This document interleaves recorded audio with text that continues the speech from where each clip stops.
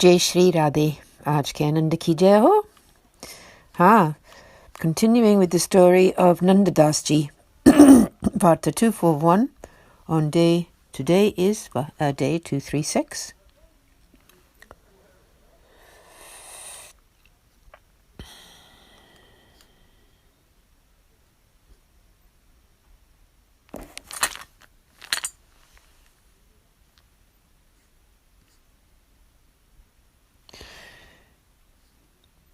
Nanda Das ji sang this composition at that place. She realized that he had arrived there. She looked all around and then saw him standing in the shade of that tree. She spoke to him.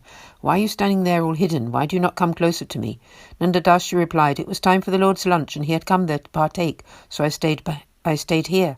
It was time to accept the offerings back as prasad." And then she settled the Lord down for his afternoon nap. She said, "I should not really ask you, but this is Srinathji's personal Mahaprasad, and some of the preparations are only made from milk.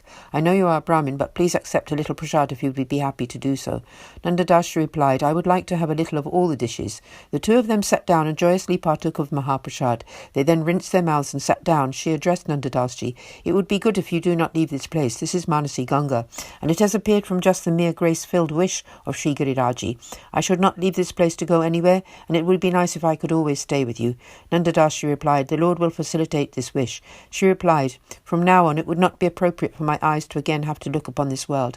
When night fell, Nanda Das ji went back to his place by the Manasi Ganga lake. In the early morning he went to have the holy sight of Sri Govardhan Nachi. Afterwards that night the court singer Tansen came to sing in the presence of Akbar. He sang one of Nanda Das ji's compositions. Rag Kedaro. "Look, O lady friend, the dancer supremo Sri Krishna is standing, surrounded by the gopis, on the banks of Sri Yamunaji, wearing his tilted peacock feather crown. His dancing skirt is tied at the waist with a belled belt. His golden upper garment shines brilliantly, and his earrings are so bright it seems that the sun's chariot has halted right there. From his lotus feet emanate the sounds of the rhythms, tat-tat-tai, tat-tat-tai. His feet move excitingly and fast, and his turban steals away the heart.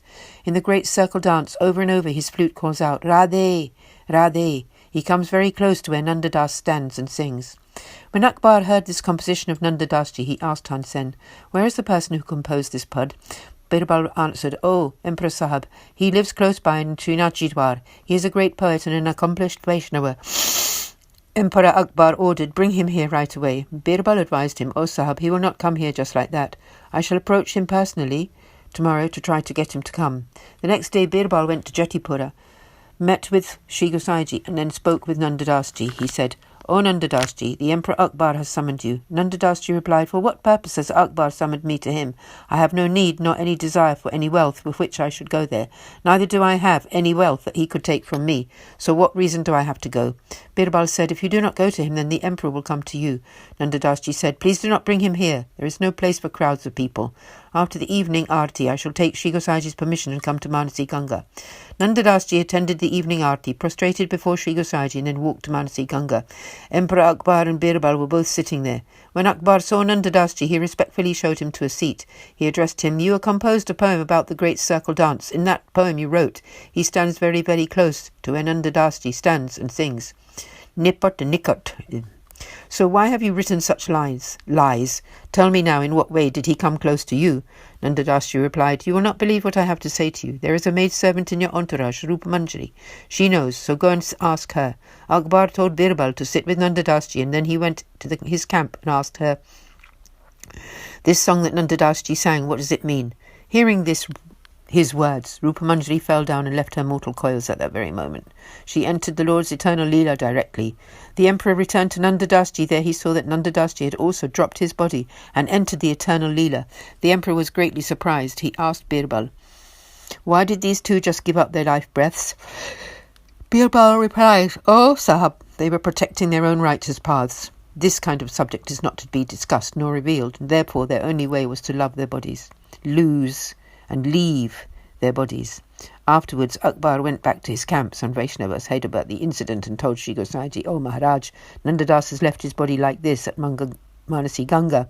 Sri Gosaiji began to praise Nanda Das ji, saying, "This is the duty of all Vaishnavas, to keep their relationship and experiences with the Lord secret. Such things should not be told to just anyone." Nanda Das ji and Rupamanjari were most accomplished Vaishnavas with special qualities. They both kept quiet about their divine experiences. Thus concludes Varta 141, the story of Nanda Dasji, Sanadya Brahmin from Rampur, and one of the Ashtachart poets, upon whom Sri Gosaiji was always pleased, and to whom he revealed the bliss of his form. There is no end to his tale.